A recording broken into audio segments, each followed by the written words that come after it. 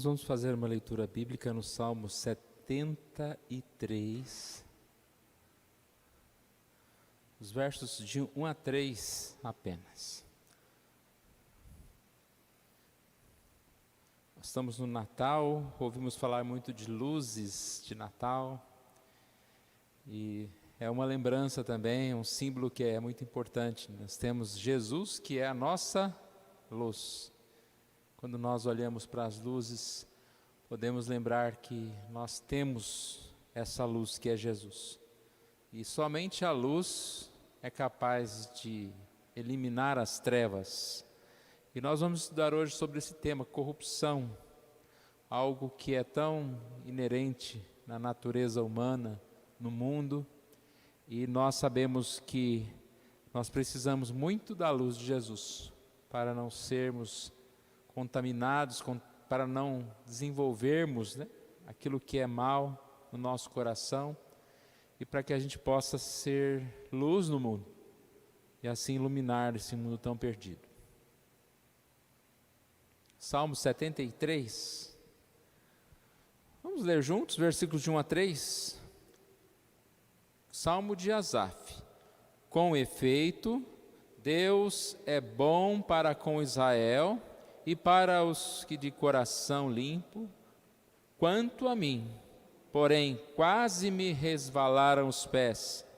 Pouco faltou para que se desviassem os meus passos, pois eu invejava os arrogantes ao ver a prosperidade dos perversos.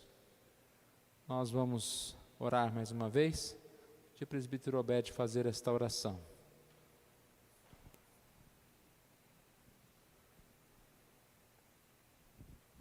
Obrigado, Senhor, por mais esse dia. Obrigado pela oportunidade que o Senhor nos dá de estarmos aqui com os irmãos, para termos, ó Deus, um tempo de meditação da palavra, um tempo de oração, um tempo de reflexão, um tempo de gratidão, ó Pai, pelo cuidado do Senhor para conosco.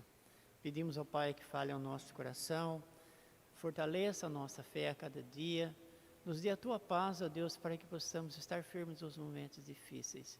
Fique conosco, nos aumente a fé, cada dia mais a gente possa estar realmente depositando toda a nossa confiança no Senhor. Fique conosco, nos abençoe, nos fortaleça. Nós oramos agradecidos, em nome de Jesus. Amém.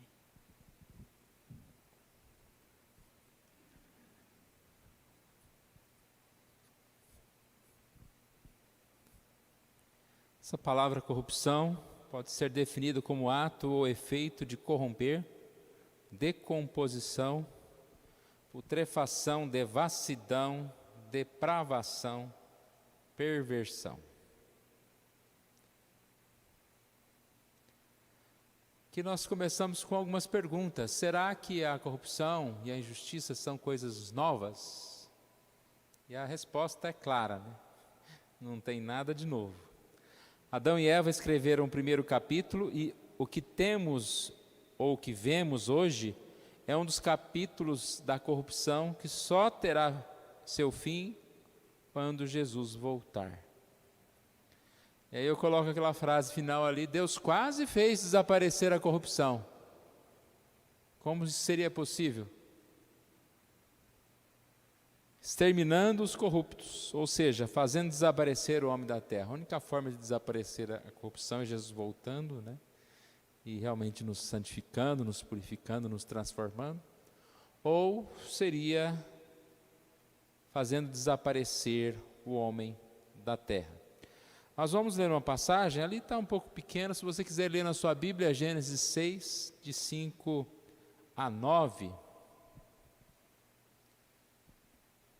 Essa passagem é que eu acabei de citar, um momento em que Deus quase fez desaparecer a corrupção. Como? Terminando com a raça humana. Gênesis 6, a partir do verso 5. Viu o Senhor que a maldade do homem se havia multiplicado na terra, e que era continuamente mal todo o desígnio do seu coração. Então se arrependeu o Senhor de ter feito o homem na terra, e isso lhe pesou no coração. Disse o Senhor: farei desaparecer da face da terra o homem que criei, o homem e o animal e os répteis e as aves dos céus. Lá no verso 8 diz: porém, Noé achou graça diante do Senhor. Eis a história de Noé. Noé era homem justo e íntegro entre os seus contemporâneos. Noé andava com Deus. Então a gente observa aqui essa expressão, né? Continuamente mal, todo o desígnio do coração do homem. Quem estava aqui domingo de manhã, nós tivemos uma lição que falava sobre essa maldade do homem, sobre a pecaminosidade do homem, enfatizando assim a graça de Deus.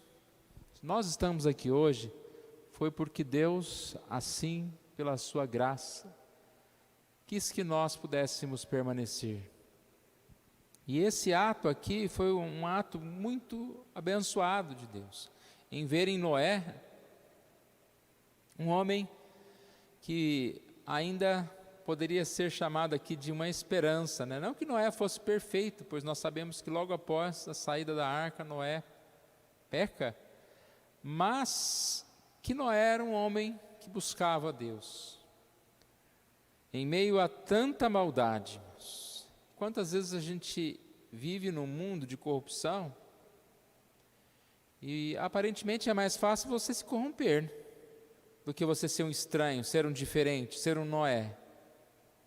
Mas Deus dá essa oportunidade para que a gente seja diferente.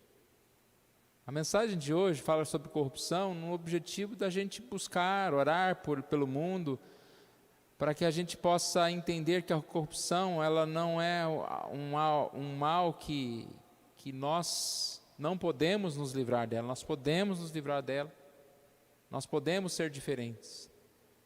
E nós não podemos e não devemos desanimar em meio ao momento, a tudo que nós vivemos. O verso 6 aqui diz que se arrependeu o Senhor de ter feito o homem. Aqui nós já ouvimos várias vezes essa explicação, que é uma linguagem antropomórfica, ou antropomorfismo, que é quando Deus se coloca como se ele fosse um homem, como um sentimento de homem. Mais abaixo a gente vai ver um outro exemplo disso, que ele é menos drástico, porque ele fala de um outro sentimento humano, que é o aspirar. Gênesis 8, 21 diz: o Senhor aspirou o suave cheiro.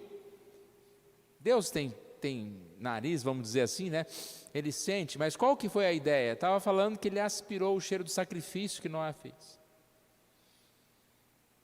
É uma forma de colocar em Deus qualidades, digamos assim, humanas, para que a gente entenda um pouco mais, se aproxime mais do que Deus sentiu.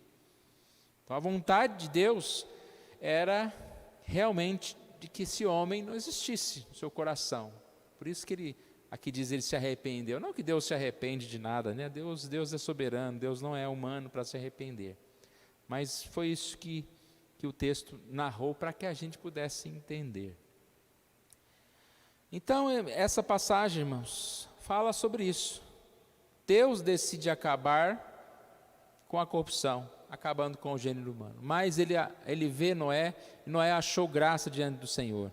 E lá em Gênesis 8, 21, diz que o Senhor, ele vê aquele momento, o sacrifício que Noé fez, ele vê naquele momento, como se ele estivesse vendo o que iria acontecer, o sacrifício de Jesus, e assim o homem poderia ser perdoado, e assim o homem achou graça diante do Senhor. E o Senhor aspirou o suave cheiro e disse consigo mesmo: não tornarei a amaldiçoar a terra por causa do homem, porque é mau o desígnio íntimo do homem desde a sua mocidade, nem tornarei a ferir todo o vivente como fiz. Então Deus promete não acabar, não matar, não acabar com a raça humana, não exterminar. Mas aqui há alguma promessa de não acabar com a corrupção. Ele não diz, né, daqui para frente não haverá mais maldade. O que ele diz é que não vai extinguir, não vai acabar com o homem. E ele frisa que o homem é mau. Mal é o desígnio do coração do homem, mas eu não tornarei a ferir o ser vivente. Vamos voltar ao nosso texto então, de Salmo 73, do versículo 4 ao versículo 12, nós encontramos aqui o que podemos chamar de radiografia do corrupto. Você pode também acompanhar na sua Bíblia, o Salmo 73. Asaf, um salmo conhecido, ele começa dizendo que Deus é bom, mas ele se afastou, quase que seus pés se resvalaram. E ele vai começar o seu discurso contando uma experiência que ele passou, falando sobre o que ele viu. Que o que ele viu a maldade na terra, ele viu o homem mau. E ele viu esse homem mau, aparentemente, sendo abençoado, tudo indo bem com ele. Enquanto ele, que era um homem, digamos assim, um homem temente a Deus, um homem que servia ao Senhor, estava cheio de problemas, digamos assim, cheio de contas para pagar, cheio de enfermidades. E aí ele olhava para o mundo, ele via aqueles homens. Como é o corrupto? Radiografia do corrupto. Versículo 4. Para eles não há preocupação. Seu corpo é sadio e nédio.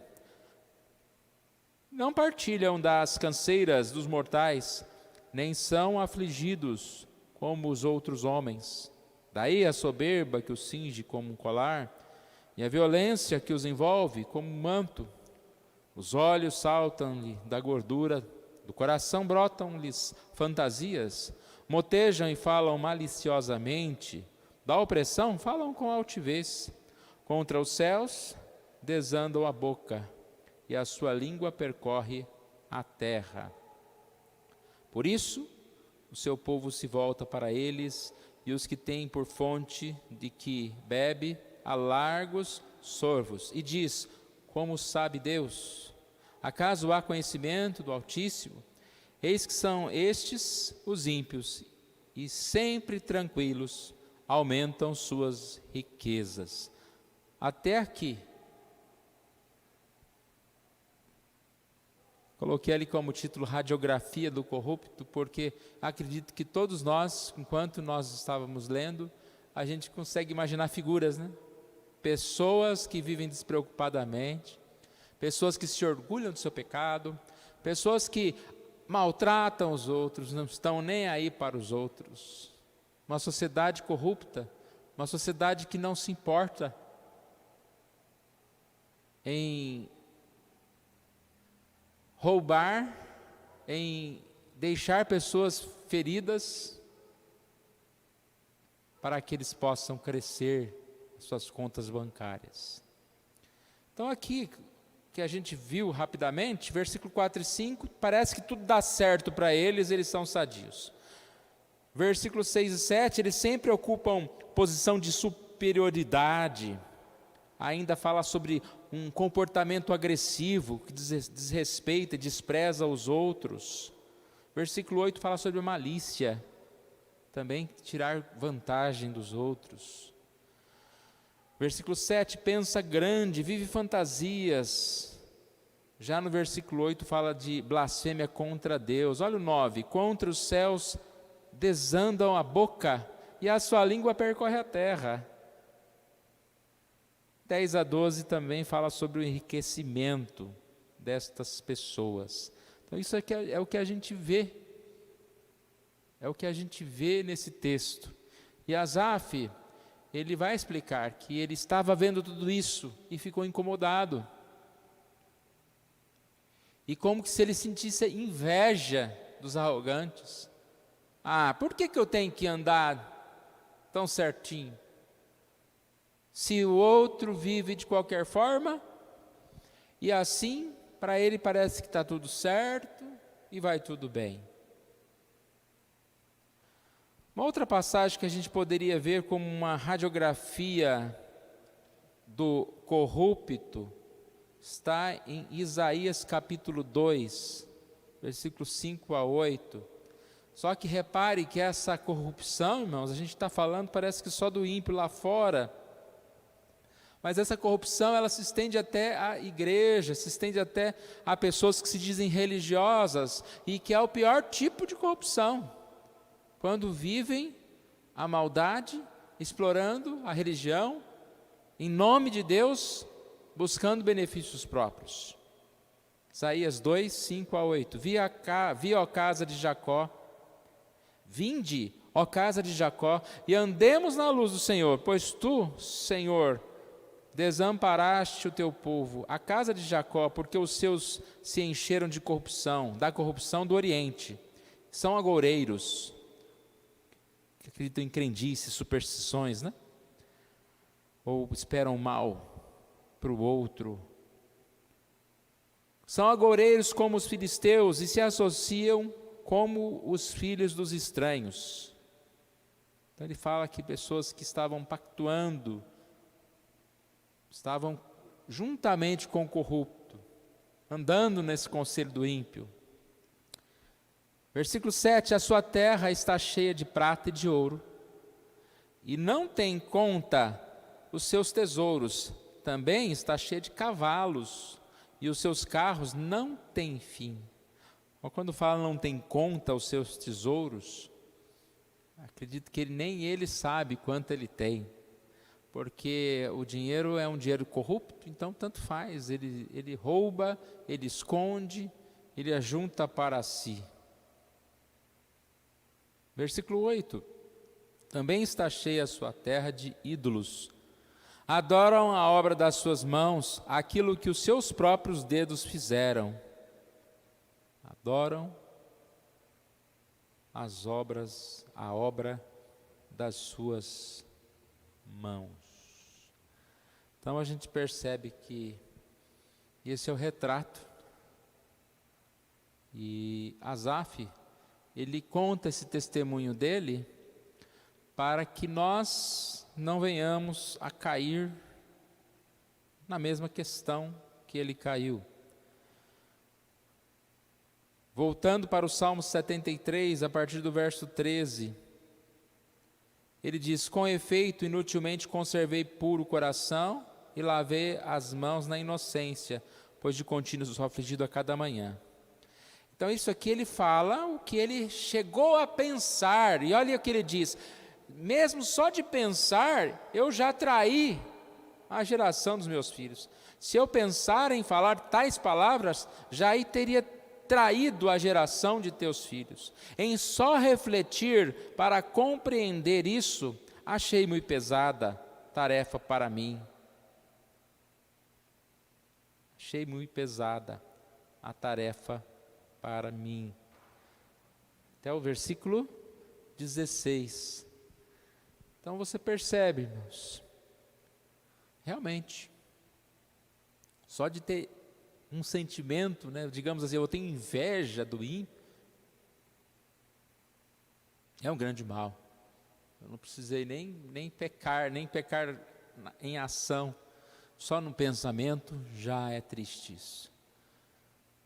Eu desejar ter a vida do ímpio é um grande mal, poder pensar assim. E aí é o que nós somos alertados nesse texto. Muitas vezes, muitos são levados a acreditar que não existe esperança, que a corrupção não acabou, nunca vai acabar e eu não tenho como me livrar dela. Ou que o corrupto sempre vai se dar bem. A gente ouve muito falar isso, né? Ah, mas fulano vai ser preso, mas vai ser solto. Ele nunca vai se dar mal. Olha aí, aqueles que foram presos já estão todos soltos, está devolvendo dinheiro para eles, né? Mas será que eles vão acabar bem? Esse pensamento é complicado, porque nós sabemos que não é bem isso. E quando a gente alimenta esse tipo de pensamento, a gente começa a levantar essas dúvidas. Para que tentar ser diferente? Para que lutar? É inútil lutar, ser honesto. Se o que eu ganho é desemprego, doenças, perseguições. E aí então, a partir do versículo 17, Asaf mostra o que aconteceu.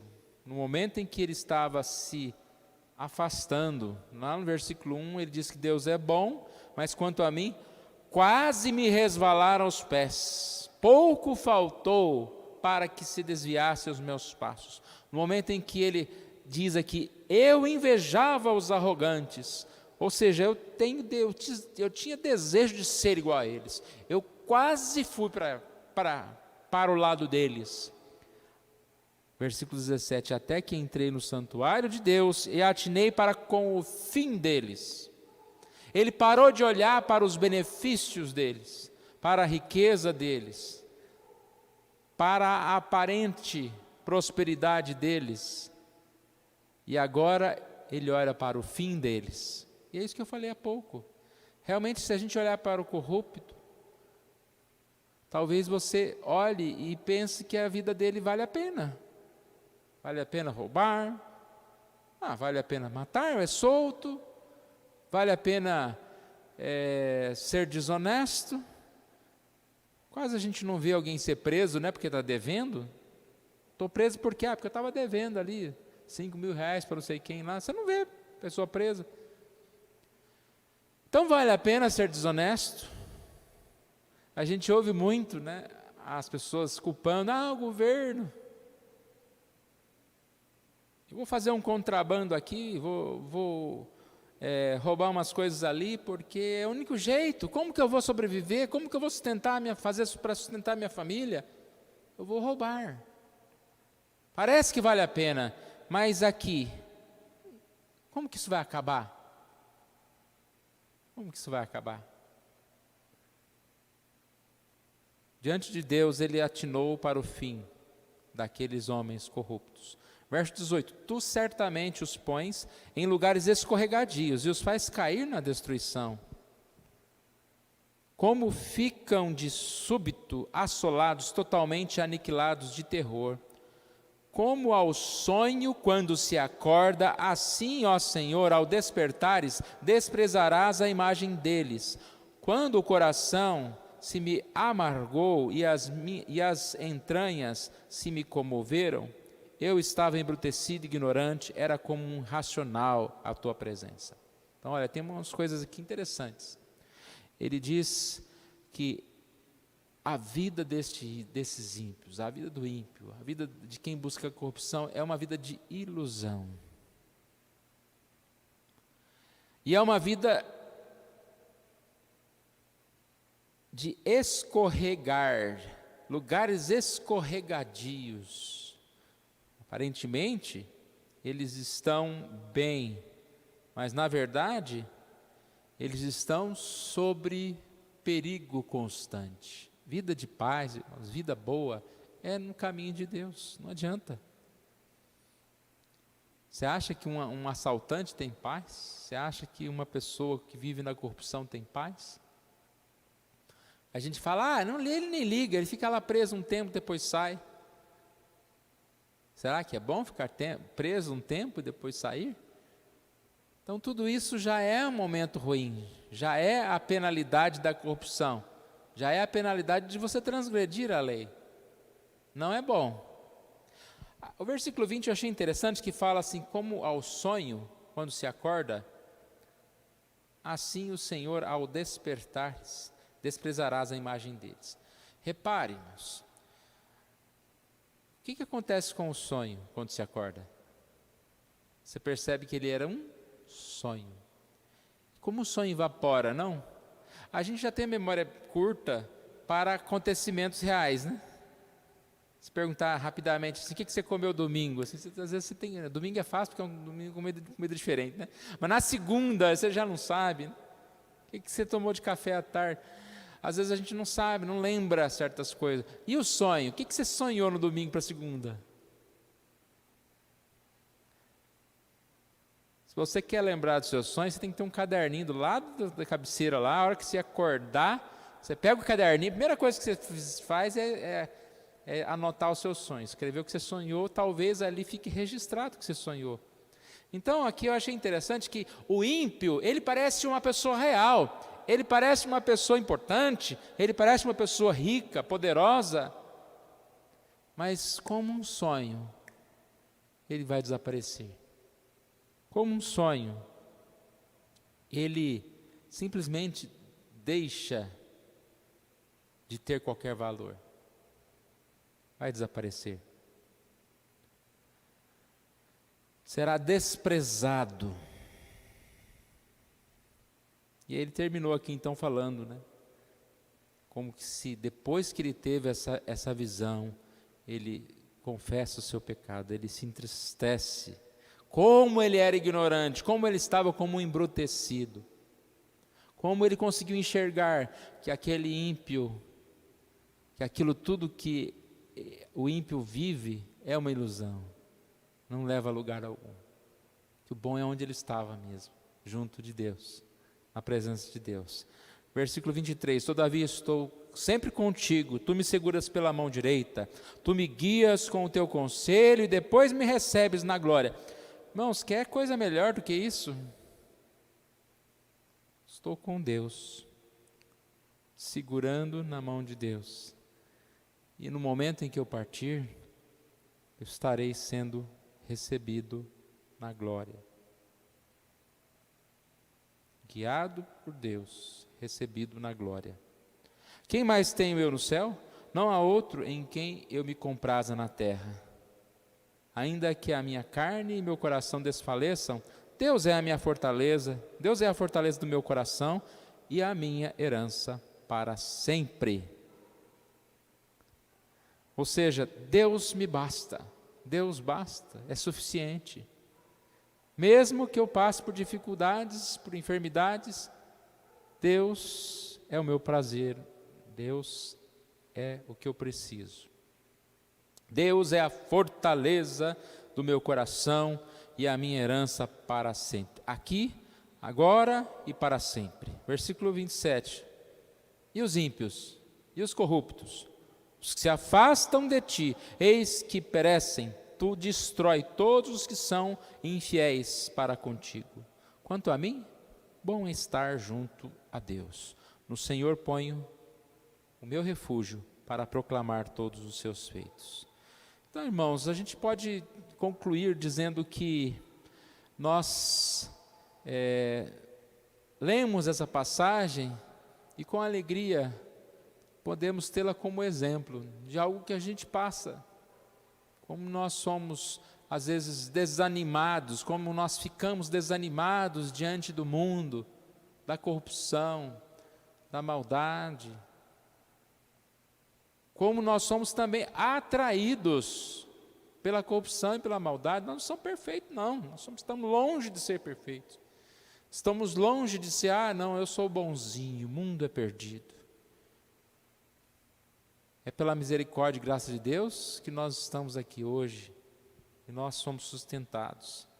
Então, aqui algumas conclusões, irmãos. Não devo me ajuntar ao corrupto, nem devo desistir da honestidade, da verdade. Devo lembrar que esta aparente vitória da corrupção em breve terminará. Um presente corrupto leva a um futuro de destruição. Eles serão julgados, condenados um dia. Então, devo permanecer, não devo desanimar. Também devo perceber o tamanho da loucura que é invejar o arrogante, desejar o prazer vindo do pecado, pois temos a presença de Deus, temos o guiar, o aconselhar de Deus. Acho que o que resume bem, né, essa passagem é o versículo 23 e 24, quando ele diz que, Senhor, eu tenho na tua presença, o Senhor segura pela mão, me recebe na glória. O que mais eu quero? O que mais eu preciso? A gente tem muito preciso disso, preciso daquilo. O que nós precisamos realmente? O que nós precisamos, nós temos, que é o Senhor. Tudo o que nós precisamos está no Senhor. E vivendo cada dia na presença do Senhor, nós encontramos paz. Precisamos nos posicionar diante de tanta corrupção. Não apenas protestando contra os outros, esquecendo os nossos pecados. Precisamos nos posicionar buscando um compromisso com Deus. Então, acho que a maior coisa que nós podemos fazer num mundo tão corrupto é buscar ser honesto, buscar andar bem com Deus, a presença de Deus. Ao invés de reclamar dos outros, do pecado dos outros, podemos olhar para nós mesmos e viver melhor, dia após dia.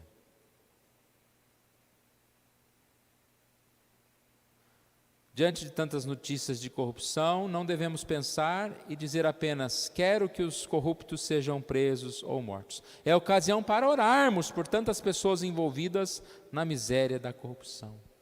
Quanto nós separamos, irmãos, tempo para orar pelo nosso país, pelo mundo, para orar pelas igrejas, pelos líderes, né, pela corrupção que existe nessa área, né? Quantas pessoas com idolatrias, com superstições, tentando alcançar benefícios através da fé. Não podemos utilizar deste mundo apenas para justificar nossos pequenos delitos. Peça a Deus que te livre do mal. Este momento deve ser aproveitado como uma reflexão pessoal, refletindo sobre o quanto também cedemos aos erros. Isaías 2:5, nós não temos tempo, não vamos voltar a falar sobre esse texto, mas ele está descrevendo que Deus iria penalizar aquele povo porque eles tinham se afastado. O povo que era para ser de Deus, religioso, estava afastado de Deus. E ele coloca essa frase inicial: venham, vamos caminhar na luz que o Senhor dá, que o Senhor nos dá. Andemos na luz do Senhor. Então nós começamos falando sobre isso, né? Tempo de Natal, Natal Jesus, e no Natal a gente percebe que há muitas luzes por aí, que a luz possa representar para nós o que Jesus faz na nossa vida. Porque o homem, e nós nos incluímos, o homem é corrupto. Nosso coração tende às trevas, à escuridão. E nós, que triste, né? Às vezes a pessoa fica dentro da igreja, mas com vontade de ser o mundo, não tem coragem, né? Eu queria estar lá mesmo. Deus tenha misericórdia de nós. Porque tem muita gente que só não está lá porque tem vergonha, né? Porque não tem coragem. Isso acontece muito. Às vezes a pessoa muda de cidade, ou se afasta da família, ou vai para outro lugar e cai no mundão. Muitas vezes com jovens, né, que vão estudar fora, ou trabalhar fora, distante da família, às vezes. Agora Deus, Ele nos está vendo o tempo todo, e que nós não tenhamos essa inveja do mundo, inveja dos arrogantes, daqueles que se afastam do Senhor. Vamos cantar uma canção que fala que só em Jesus eu tenho a paz real.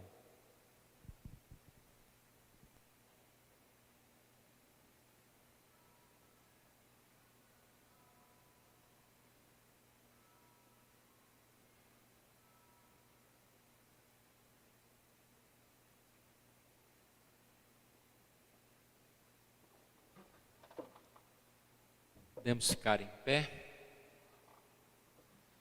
Essa canção ela é muito especial, ela tem uma parte inicial,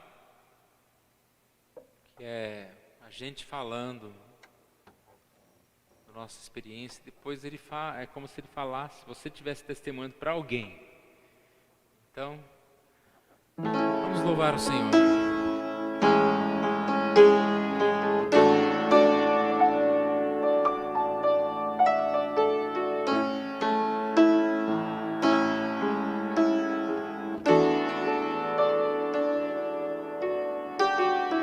Ao sentir o mundo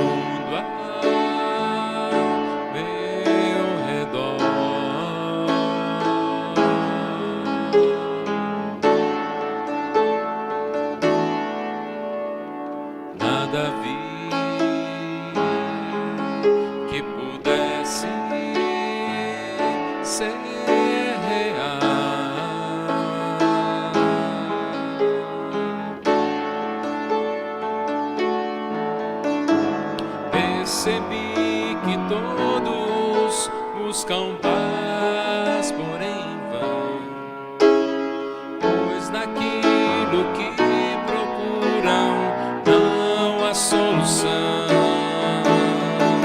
não há solução. Só em Jesus a paz real eu pude encontrar. O seu amor pude experimentar. Me entreguei a Cristo e a vida eterna vou gozar.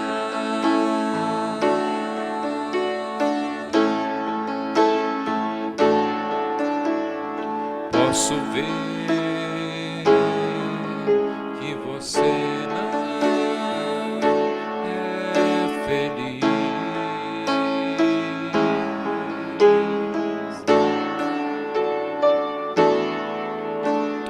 Vou dizer que não podes ser feliz.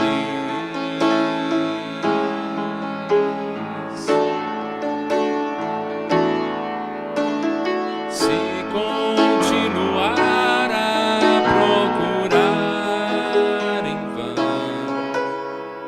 tem caminhos que não trazem solução, solução. Só em Jesus a paz real você vai encontrar. O seu amor vai experimentar. Venha Jesus Cristo e a vida eterna vai gozar. Só em Jesus, só em Jesus a paz real você vai encontrar. O seu amor vai experimentar. Venha Jesus Cristo e a vida eterna vai gozar.